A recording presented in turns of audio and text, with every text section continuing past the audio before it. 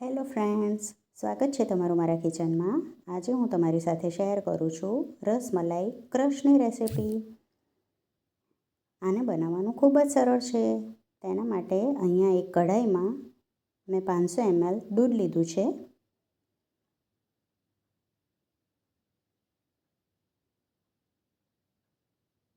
દૂધને ગરમ કરવા મૂકો.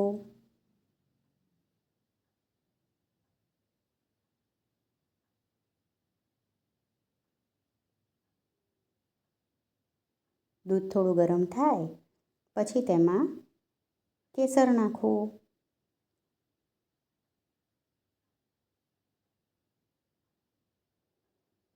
બદામની સ્લાઈસ નાખવી. મેં થોડું કેસર લીધું છે, 1 ટેબલસ્પૂન બદામ લીધી છે અને 1 ટેબલસ્પૂન પિસ્તા લીધા છે.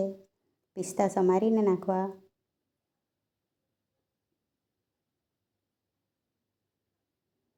અડધી ટીસ્પૂન ઇલાયચીનો પાવડર નાખો. પછી તેને સારી રીતે ઉકાળવું. 5 મિનિટમાં તે ઉકળી જશે.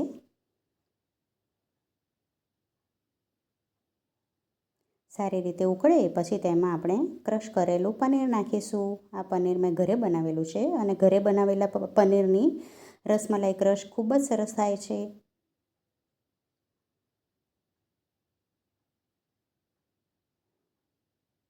પનીર નાખી અને પછી તેને હલાવતા રહેવું. સારી રીતે મિક્સ કરતા રહેવું.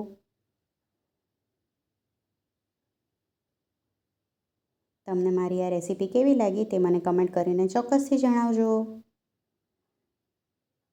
હવે તેમાં હું 50 ગ્રામ ખાંડ નાખું છું. ખાંડ નાખી અને પછી તેને સારી રીતે મિક્સ કરી અને હલાવતા રહેવું.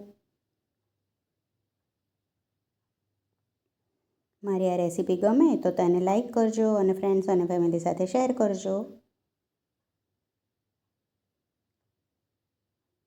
જુઓ, તૈયાર છે રસમલાઈ ક્રશ. હવે તેને આપણે એક બાઉલમાં પીરસી લઈશું. ખાવામાં ખૂબ જ ટેસ્ટી લાગે છે. એકવાર ચોક્કસથી બનાવજો ફ્રેન્ડ્સ. જો આ એકવાર બનાવી લેશો તો બહારથી તમે કોઈ વખત નહીં લાવો. તેને આપણે કેસર અને પિસ્તા અને બદામથી ગાર્નિશ કરી લઈશું અને તેને ફ્રીજમાં ઠંડુ કરવા રાખી અને પછી તેને ખાઈ શકીએ છીએ. આવજો.